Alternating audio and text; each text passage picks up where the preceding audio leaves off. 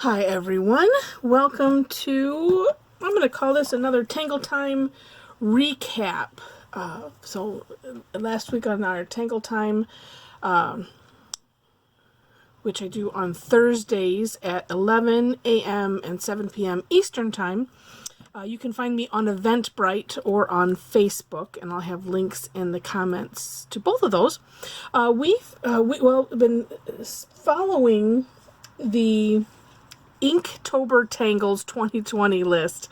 So on Thursday, we'll pull from that list, and that's the tangle that we'll do. And generally, what I'm doing on these calls is just picking a tangle or two that we can do in about an hour and exploring them, having fun with them. It's really a good time. So I hope that maybe you will join us on that call. I'm doing those free of charge. And thank you to those that donate to that cause. So you can, if you want to offer a personal donation directly through, I have a PayPal link on my site, as well as if you wanted to order Zentangle supplies through my site. That helps keep me running and, keeps me doing these for free. So, with that, let's get started with Fassett by CZT Lynn Mead. That is the Tangle for October 29th, 2020. So I'm gonna start this, and the link to the step outs and also to Lynn's step out, which is on tanglepatterns.com. I'll put a link to those in the comments as well, just so that way you can see. I think it's important to see the original step out if possible, and she has some lovely artwork on there, some other examples, some variations that you could do. And I know on my calls, that's one of the things that I like to do, is to share those things, so that way we can kind of take a look, and it just helps in the exploration of the tangle and just to have fun with it. And then everyone can be as creative as they want to, and have that extra bit of inspiration. So with that, I'm going to do my traditional four corners that we would normally do in Zentangle. I'm going to do my curvy border because I like to, and it's a personal challenge for me to exercise my spontaneous creativity. That's one of the things that I continually work at. Now, I made one with that. Hopefully, Lynn, if you ever watch this, that you will approve of this additional step. So me as a non-artist type person, I was looking at the first step on the step outs, and it was just, random sized triangles connected together. And that freaks me out a little bit, because it's like, well, where do I start? What do? I don't know. So that made me think of a couple tangles. Triangles all kind of these ones aren't put together in the tangle Tripoli. They're separated, and they're also usually, for the most part, equal in their shape and size. And then I thought of Munchin, the tangle. And that one starts out with putting random dots all over the page. And I was like, oh, I'm going to try that. So as I was playing with this tangle, I thought, well, let me try that and see if that works for me. Because again, just doing random sized triangles and placing them on a page, so it was just something not in my wheelhouse. So here's what I did. So I started off by starting off with 4 dots in from my corner. So whether you do the border or not, it doesn't matter. And this is, again, it is just a suggestion, especially for those if you are similar to me and a non-artist. And I'm going to use the pencil. And the thing is that the dots will disappear into the pattern. I'm going to do them semi-light, and it's pencil. So when I get to the shading part, they'll all just disappear. And so I start with those 4, and I'll tell you why in a minute, and I'm going to just dot my page with with dots. And there we go. All right, hopefully you can see that. All right. Now, done with the pencil for the moment. Now with my pen, the other challenge that I came up with was, oh, I need a starting point. That's where I came up with putting dots just in from the four corners. And it doesn't matter how far away it is, it's all okay. But it can give you a starting point, and that was what was huge for me. So I'm going to start right here, and from this dot, and I'm just going to draw a straight line to the corner. And so this is kind of this. So I took my lessons from doing Munchin into this. So it's like, all right, just pick a dot, and that's why this was that dot. Go and then make a straight line. Okay, now we're committed. And then I found it was easy to, well, I can make a triangle go right here. Okay, well, that's neat. And that way it just, again, it gets you started. Then in the way we would do Munchin is, you know, pick another dot to start your triangle. And that one, you know, just, I'll see, you'll have to look it up. And I can put a link to that step out on there, since I'm just kind of glancing to the side here to see if I, you know, I didn't prep talking about that, so I didn't have that handy, otherwise I'd show you. In any case, then find a dot that's close by. And if you don't have a dot that's close by, or you just like, I don't like that, I want to do it from here, that's okay, just do it. This, again, helps me to have a starting place. So I'm taking this dot and I'm going to make this triangle go from here. Side note also, side note as you've already started, well, we haven't gotten too far. Especially if you're starting, make the triangles bigger than you think they should be. I'm working on a traditional 3.5 inch Tangle tile, and sometimes the tendency is to then also work small, and so we want to avoid that. I also should note that part of my philosophy, at least for right now, until somebody, you know, offers me some feedback that makes me think differently, is you can tangle right along with me and not have to worry about, well, you might want to fast forward the beginning bit as I'm kind of introducing and stuff. But generally my thought is that you can just tangle along with me, and you don't have to stop and pause and then repeat and all of that. So we're going to tangle this whole tile. I mean, and we'll see how long it takes. See, this dot, I've decided I'm going to make my triangle from this dot. I'm going to run through this one right here. So you can do that. And doing it this way, also good idea to kind of work a little bit slow and think as you're going. Generally with Zentangle, you know, we're in the methodology, we'll say, we are working to not necessarily think to get into that meditative phase, but we're learning this tangle, and so, you know, we're going to just go slow this first time, and then you can do whatever you want with it. And so this one, I'm going to take this one probably, you know, to sort of the corner here, just to make that triangle. And then I think I'll go from this point here also. And so sometimes you might find yourself kind of working in a pattern like well, it's not really a straight line, but sort of. And you just see whatever fits. And again, my issue was doing things random. And because I don't want it to look contrived, because it just would if I was to do that. Now, I will also mention, if you feel like there's an area where like, oh, I just don't know what to do there, that's okay. Find another place. And don't let that hinder what you're doing. I was like, and I'm looking here, I'm like, well, you know, I think I would have rather had a dot somewhere here. So I'm just going to leave that for now. And then I'm going to fill in these couple spaces. And I'm leaving this bottom edge just curvy, and I'm drawing as if, let's say, it will just depend. Actually, yeah, see, because if I was to draw that, yeah, we'll go there.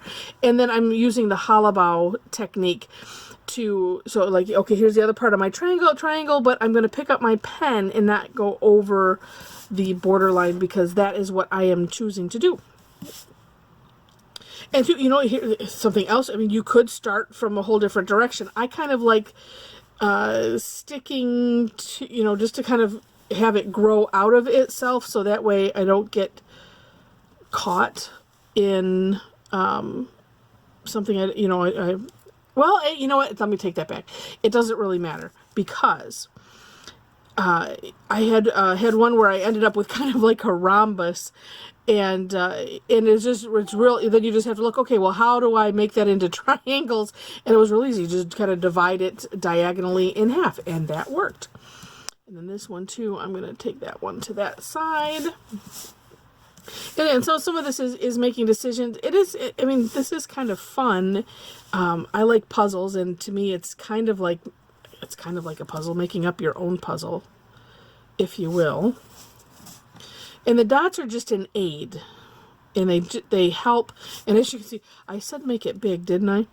And yes, some of my triangles are rather small. And again, you can skip dots. You can run through some of those dots. You can just add something new if that's what kind of it says. You know what? I'm gonna just put one here. I'm gonna make a space, and that's what it's gonna be. Oh, I'm gonna make this one a big one. Oh, and run right through that dot. Cool. And then here, and then sometimes, it's like if you feel like you're stuck, then kind of go to an edge, and it's like, oh, then just make it, oh, let's just complete that triangle. And then there to there. And, ooh, I think I'm going to do that. And that would be a big triangle there. And again, this one is the random one. There are on, and I will have step outs for the variations also. And if I have them done by the time I publish this video, you will see them. Oh, and see, then you kind of end up with an odd shape. So I'm going to make this a big triangle here. So you will see them in the comments if I have them done. Now, I personally, I don't like having this, this edge here. I've been working kind of from point to point and not necessarily doing something in between. So I am going to make this triangle here. Oh, and then that will be one right there. And I'm going to pretend like this is the end, and I'm going to put this line because that's where it would be if that border wasn't there. All right, so now we have this. The second step, so I'm going to do the original in the variations, and maybe I'll do some videos on the variations, which might not be a bad idea. We're going to do the full facets. And so the next, kind of two steps. On my step out, I separated them. I'm still debating whether I need to redo the step outs and combine them or not. I personally like to see the steps separated. This one wasn't bad. It was just one of those, like, I just felt like I wanted to do that just because. So the next steps, two steps, well, I'll combine them for now for us. And actually, I'm going to do this here. We're going to call that a line. Is to aura. So for those new to Zentangle, aura-ing is like drawing an outline, an echo, you could think of it, or you could think of it like as a ripple. If you picture like you drop a pebble in water and you have those ripples coming out, it's like you have this, and then you have this ripple, and then you have this ripple. They're spaced a certain distance apart. So however it works for you to think about it, that's what we're doing, and we call it aura-ing. So we want to do two evenly spaced in whatever section you're doing. So that's where sometimes it's hard to judge, but know this. If you're close, it's okay. It's all right. Everything always works out great with Zentangle. And as I've been playing with it, I've had some different thoughts. One is, and I'll try it right here. One is to draw a small triangle. So I'm doing an aura with great space in between. Small one, and then you could come back and divide this space, to aura that. And I do like to share a number of different ways to do things because we all work and think differently. And so I like to add a number of things, and if it appeals to you and it resonates with you, then great. And if not, just keep listening and I'll come up with something, hopefully, that resonates with you.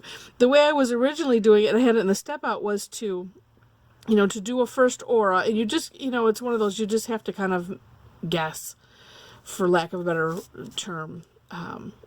And I was doing it in each like this. So in each space, I would do one aura, and this one would be close, kind of, well, sort of. One turned out weird, but that's okay.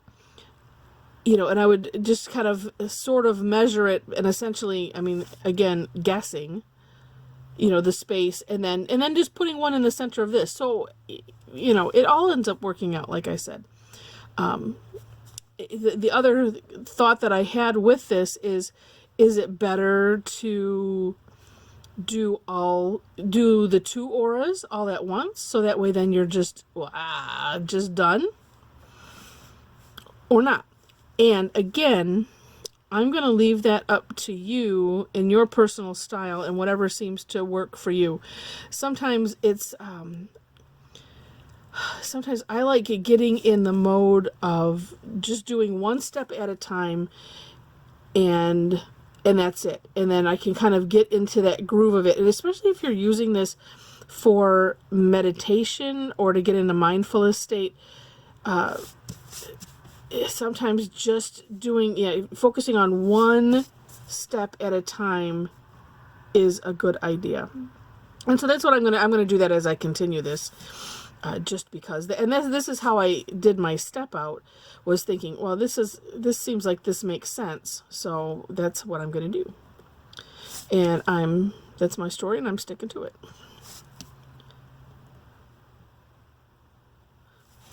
And so if you have if you're doing it kind of like I'm doing it, where you have decided to have a border.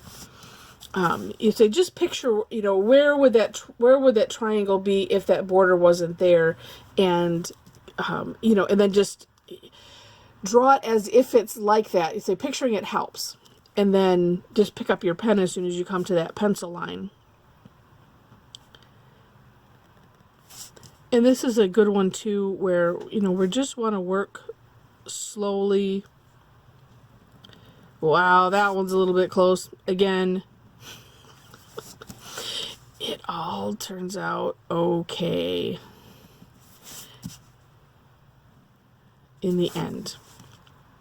Now, I should recommend, this isn't a bad idea, say I'm not going to put on music, because, interestingly, when I started, after my CZT training, it seemed like there was a conversation, it might have been on a board or something, about like to have music or not to have music. That is the question. And I think because for a while I did, when I was, doing in-person classes, I did do some music, and it might have been there that somebody said, actually that's a little bit distracting. And I hadn't considered that. And, just like I like to share different examples, because we all think differently and work differently. We have different personalities, we have different learning styles. And I hadn't thought about that music might be distracting to some. So, and I'll have to make sure to put that in, something in the beginning is like, if you want to have some, if you have some soothing music that you want to have going on while we do this in the background where you're at, then that's a great idea. And if it distracts you, then don't worry about it. I have found that I get the benefit, the meditative benefit, even when I'm teaching it. So I have some classes where, I'm standing for 3 hours teaching the class, and I was, mostly doing evening classes, and I would sleep better after having that class, which was just amazing. That would happen, because when you're standing and kind of walking around and being on, so for those that have taught classes, or if you've had the opportunity to do any kind of like public speaking or anything like that, there's this being on thing that it takes energy, and I just found that I would sleep better. So I'm done with these. I think I am anyway. I'll find out as I go through the first round of triangles, and then I'm going to continue and put the second round of aura triangles in here. But yeah, it was just odd because it happened a couple of times, and enough times where I went, there seems to be something to this. And yeah, so it's like, so even teaching, it's kind of like, I like to think of Tangle as the meditative part is kind of a side effect. And normally, I've tried to do it, even try to do, meditation, try to do, just like having prayer time type of thing. And it's, I just never seem to be able to shut my brain off long enough to do it, because it's like, it doesn't take long before I start thinking about things I have to do, putting lists in my head, and then it's just done. So this, because we're focusing on our pen and what we're doing, we just can't help but fall into that mode, and it's kind of nice. What have I got here? Okay.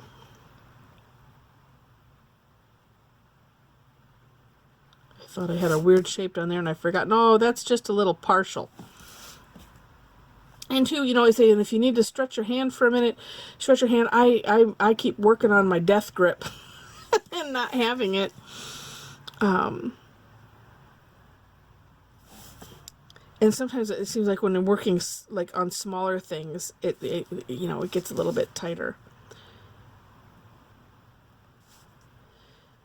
But that's okay. So we just have to remember to breathe. And yeah. Well, and sometimes too, in this one, so you might want to, pause for a minute and look. Well, you don't have to pause for a minute because I'm doing it at the same time and looking across the room at something, stretch your hand at the same time, just so that way we can maintain some sort of relaxation with this. And then now, let's see. It's like, okay, sometimes like these smaller triangles, it looks, you had to look and see. It's like, did I do an inner one? No, it's just that, what I have already is small. So therefore, all right. Now I will also say that in this next step is when you find where you might have missed something. And the nice thing is we can go back and fix it. Okay. So everything should have, your original triangle and then 2 aura triangles in them. The next step is cool.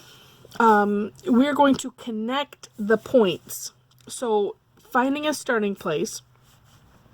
And so I'm going to start down here at this triangle right here. And then just pick up, so we have 3 points on the triangle, and pick a point. And I say going point to point because instead of drawing a straight line, because we want to go from this point to this point to this point. Now you, or close to it, as you can see. And that's okay. The edge, if you have like this, where like what I've done here, then you just gotta do the best you can. And actually, looking at this one, I was going to do next, I want to point out one of the major philosophies of Zentangle is that there's no such thing as a mistake in Zentangle. I call them course corrections. So things like here, if you can see, I'll see if I can raise it up here close enough.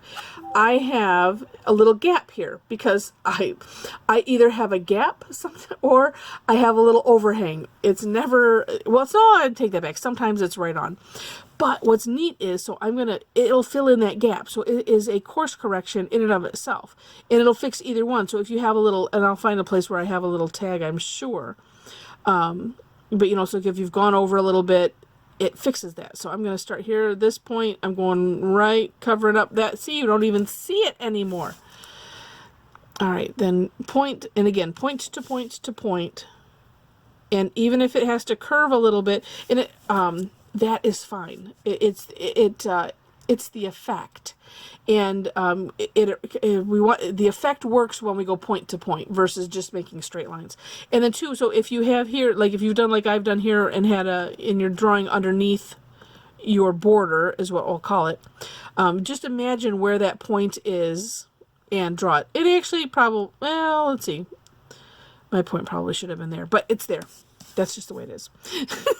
And so if you end up, which also is like, well, if you end up with something that you're like, that's probably wrong, that's okay.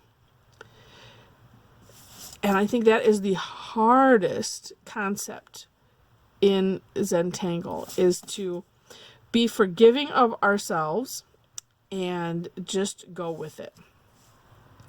But again, if you just focus point to point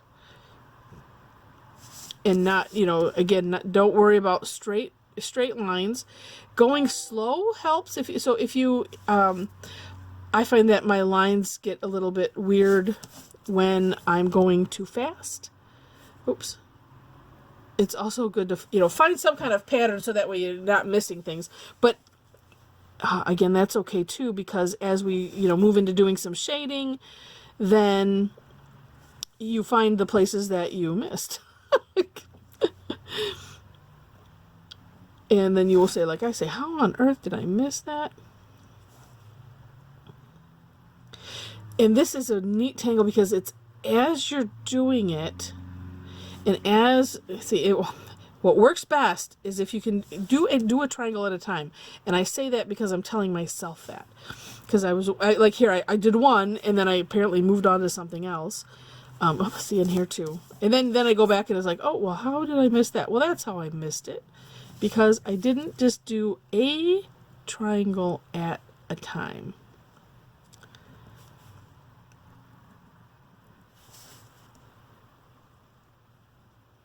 It was what I was starting to say is what's neat about this tangle is just like there's one called Puff.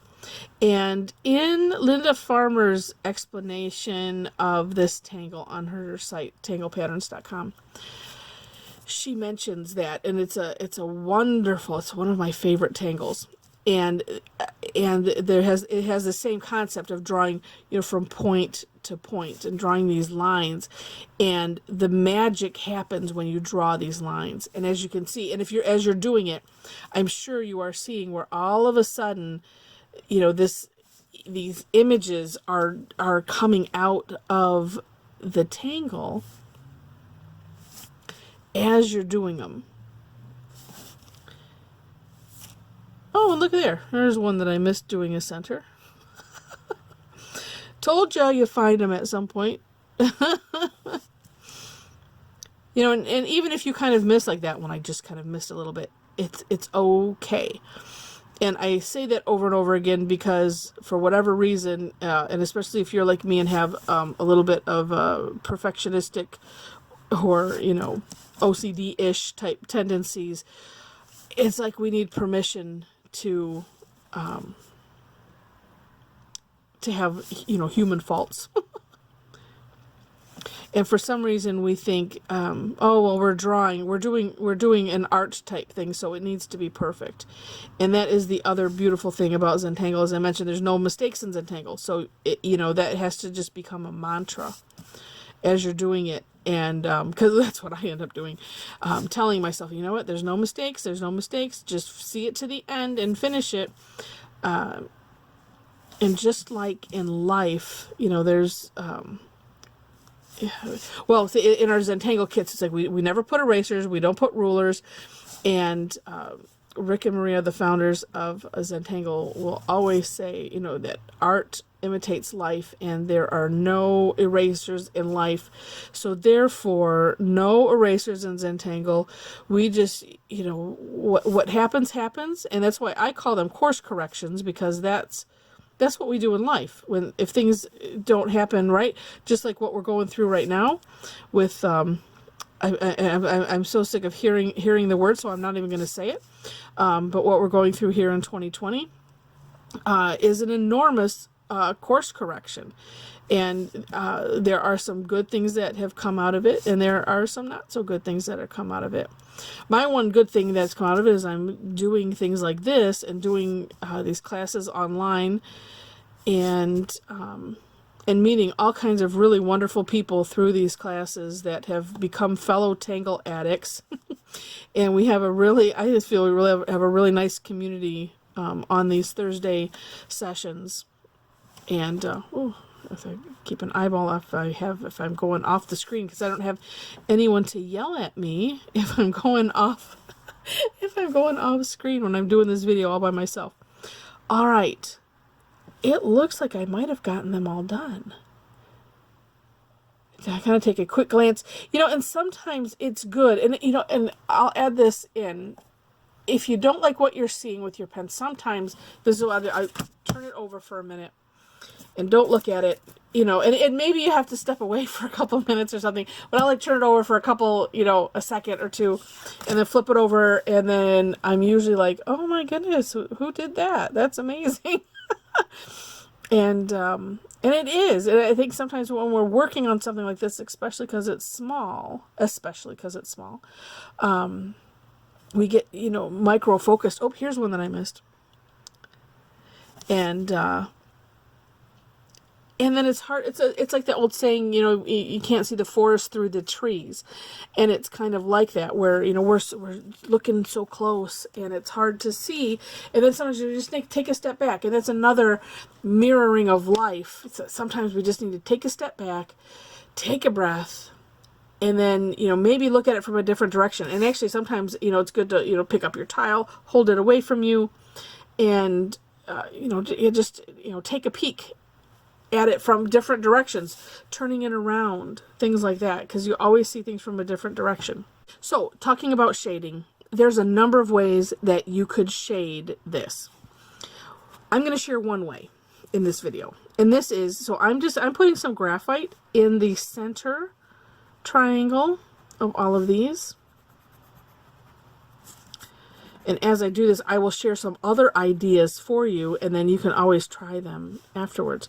And then depending, you know, if you end up doing like a variation or something, there were some other shading ideas, like, you know, shading, you know, where these things come to a point. Actually, I'm thinking, might do both. We shall see. All right. So, like I said, I am just coloring in the little triangles with some graphite, because what I'm going to do is that I'm going to spread the graphite into the next triangle, but I want to leave the third triangle. Actually, essentially, it's the one that we started with. I want to leave that one in the original tile color. And I say original tile color because maybe you're working on, because you could be working on a black tile, or you could be working on one of the gray tiles, or a tan tile, or if you're working on cardstock, just regular paper, you know, maybe it's a colored paper. And there's so much fun that can be had with that, because then you could also, besides adding the graphite, you can add white highlights with either gel pen or chalk pencil, something like that. So I am just going to take in with some little circles. I'm grabbing some of the graphite and I'm bringing it out into this other tile. And so, in this other triangle. And so my objective is to keep the center dark, the next step out a little bit lighter, and then leaving that last one the original tile color, so leaving that one white. And I did go ahead and add some graphite to all, well, I added graphite to all of them. Sometimes I don't do that because graphite, as you can see, gets built up on the tortillon, and you can just use what's left on there. But I do want to have the centers of these all stay dark. And as you can see, it's adding some really neat, paper's coming up, some really neat dimension. And you could do this with, if you had markers, if you have like alcohol markers or like Copic markers or something, where you have the gradients of the different shades of gray, and that way you could do darkest inside, and then a little lighter. You could also just use color, period, if you wanted to. In the Zentangle method, we stick with the white tile, black pen, and the graphite, mostly because the idea of the Zentangle method is to get in that meditative type state.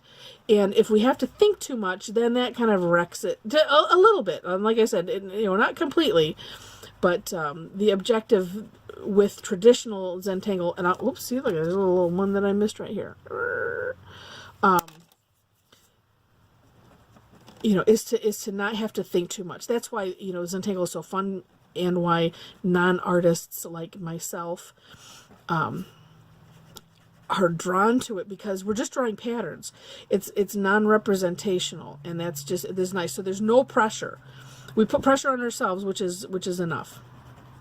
And it's kind of like one of the neat. I don't know. I want to come up with a phrase for it, but it's kind of like the therapy part of the self-therapy part of Zentangle is those things that we work through.